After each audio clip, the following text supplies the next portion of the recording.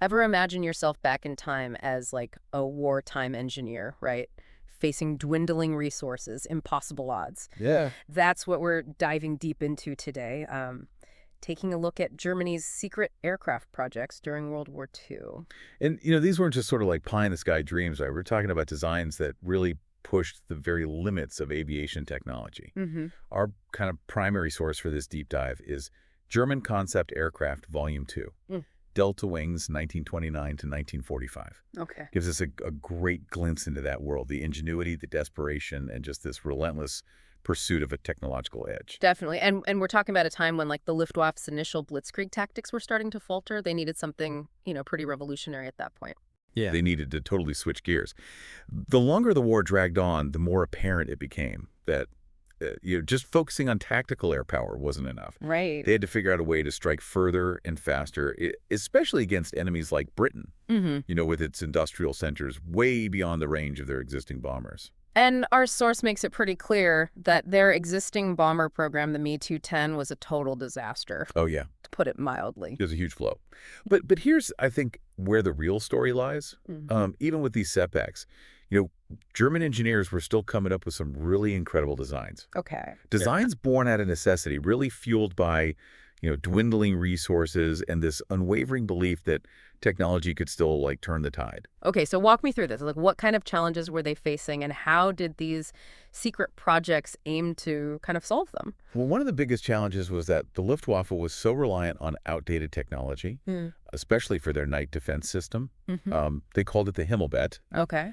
but it relied on these old planes hastily converted for a role they really weren't meant for. And the source really implies that this miscalculation cost them dearly. Absolutely. Yeah. But what's so fascinating is how the engineers responded. Okay. Take the Arado E-583, for example. Okay.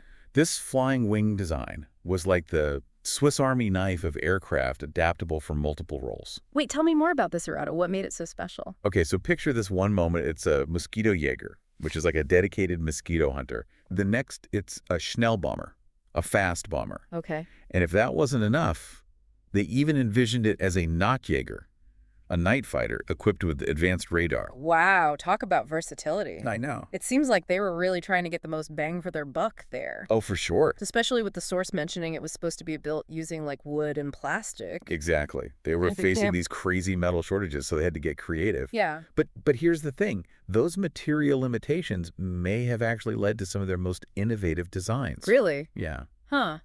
It makes you wonder how the course of aviation history might have changed if they hadn't been forced to innovate with what they had. It's a fascinating thought. Yeah. But speaking of innovation, let's talk about the Focke-Wulf 1000 by 1000 by 1000 Entwurf B. Okay. Now, that was an ambitious project. From a jack of all trades to something that sounds downright futuristic. Yeah. What was this Focke-Wulf all about? So this was a tailless Delta wing bomber with insane performance capabilities that were just unheard of at the time. Wow. It was envisioned as like a retaliation weapon, primarily designed to strike London from afar. Hmm. And get this, they were even exploring stealth capabilities. Stealth technology in World War II. I know, right? That's incredible. Way ahead of its time. They planned to use plywood and plastic construction, Wow. not just to conserve resources, but to minimize its radar signature. Wow. But that wasn't the only trick up its sleeve. The Focke-Wulf 1000 by 1000 by 1000 was designed for 3 different bombing modes. Okay. Level bombing with autopilot, Okay. blind bombing using ground-based radar, and even dive bombing attacks. Talk Yep. about versatility. It's like they were trying to anticipate every possible scenario, every possible turn the war might take. Exactly. And that adaptability wasn't limited to just offensive capabilities. Right. The need to combat this increasingly common problem of compressibility buffeting led to some really radical aerodynamic designs like the Henschel P-130. Compressibility buffeting, that sounds intense. Yeah, it was a major hurdle for aircraft approaching the sound barrier. Imagine driving your car at high speed over a bumpy road. Okay. That's kind of what it was like. Oh, wow. The vibrations could be so violent that the aircraft would become almost uncontrollable. The P-130's unusual double-cranked wing design was an attempt to smooth out those bumps in the aerodynamic road, so to speak. So they were essentially trying to outmaneuver the very laws of physics. What was the thinking behind such a unique design? It was all about pushing the boundaries of speed. Hmm. They knew that to achieve greater speeds, they needed to find a way to cheat the drag that was holding them back. Hmm. The P-130's design was their answer to that challenge. And did it work? Did the P-130 live up to its promise? It was more like a stepping stone. Yeah. The P-130 itself never actually made it past the drawing board, Okay. but it paved the way for even more radical designs. Like it evolved into the jet-powered P-135, Mm-hmm. and then the even more ambitious P-136, which was envisioned as a rocket-powered fighter. Rocket powered. It seems like those German engineers weren't afraid to push the limits. Speaking of pushing limits, our source also mentions someone who was synonymous with cutting-edge aircraft design, Alexander Lippisch. Oh yeah, Lippisch was a visionary. Yeah.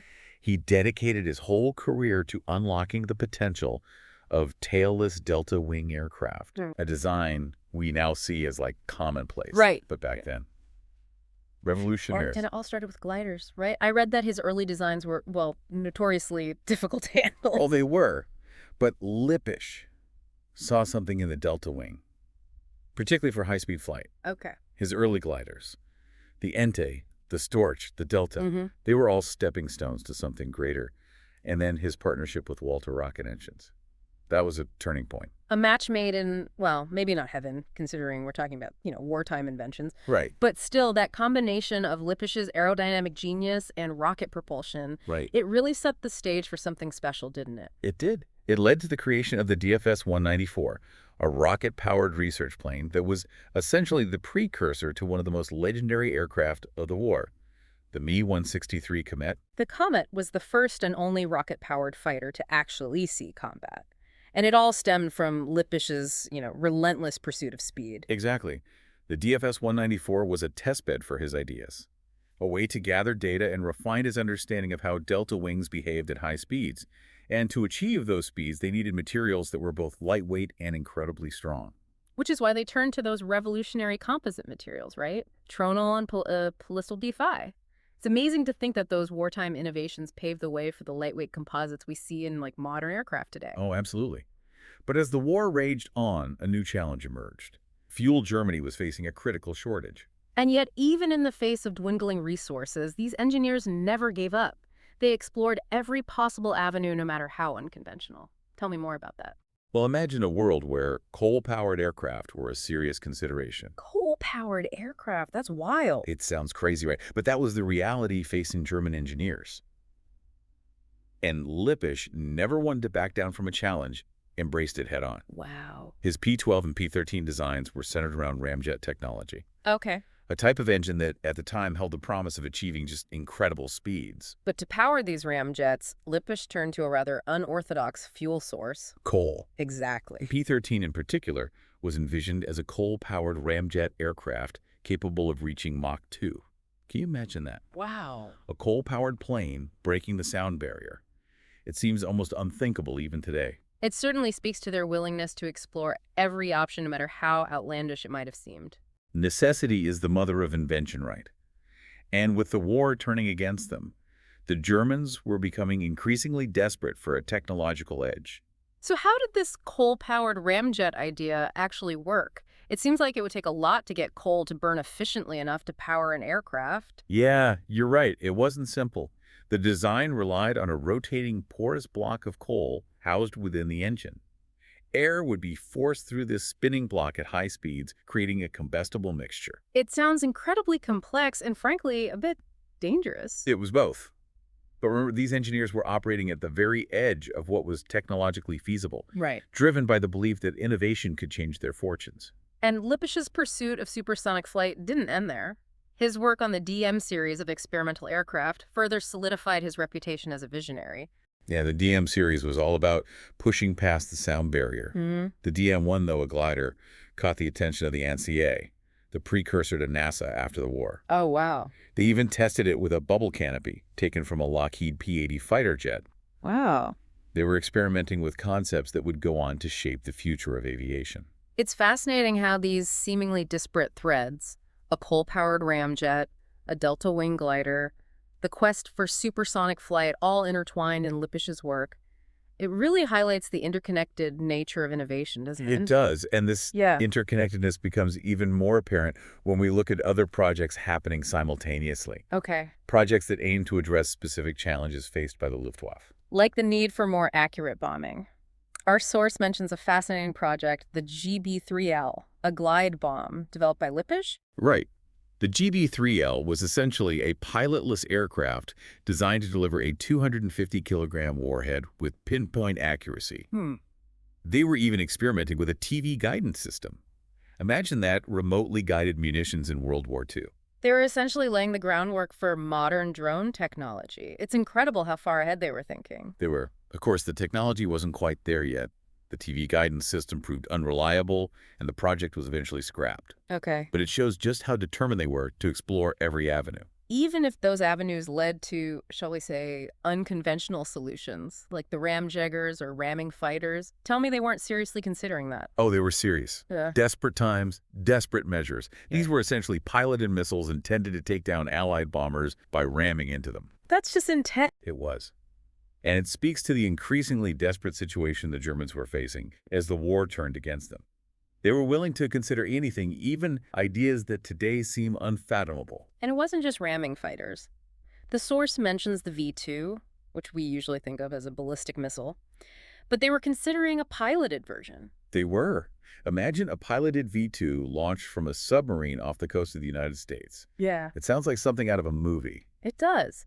But it also highlights a key theme. We keep encountering this relentless drive to push the boundaries even when faced with seemingly insurmountable obstacles. Exactly. These projects, as outlandish as some of them seem, were a testament to the power of human ingenuity even in the darkest of times.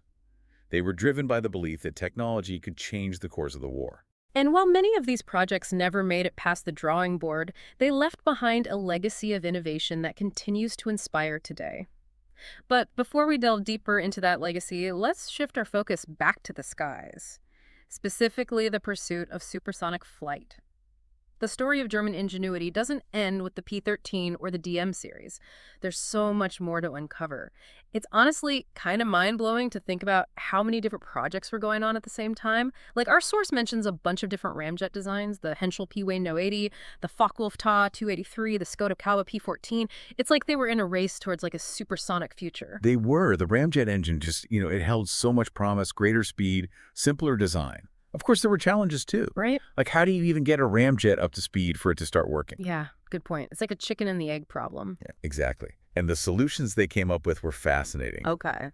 One idea was to use like a Mistel configuration, Okay. where you'd have a ramjet aircraft basically piggybacking on top of a more conventional bomber. Oh, wow. So they'd get it up to speed and then release the ramjet to take over. Wow.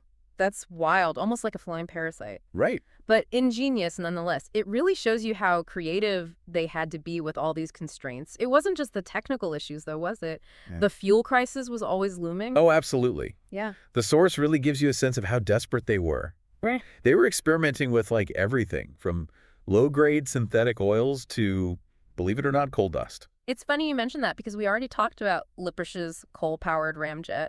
But to think they were considering it for other designs too, that's both impressive and a little bit scary. I know, right? Makes you think about the environmental impact.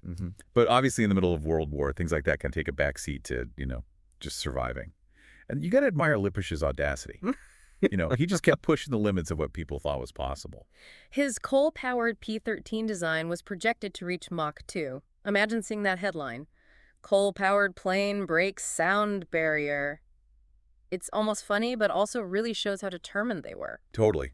It reminds us that innovation, doesn't always follow this straight and predictable path. It's often messy, born out of necessity, and fueled by a lot of risk-taking. And yeah, while a lot of these designs never actually got built, they totally changed the way we think about what's possible. It's true. This whole deep dive has been like a masterclass in human ingenuity, especially when you're up against seemingly impossible odds.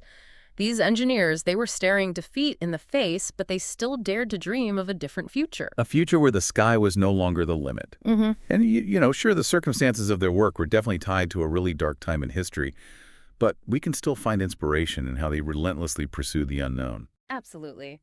It's a good reminder that we often see the most innovation when times are tough.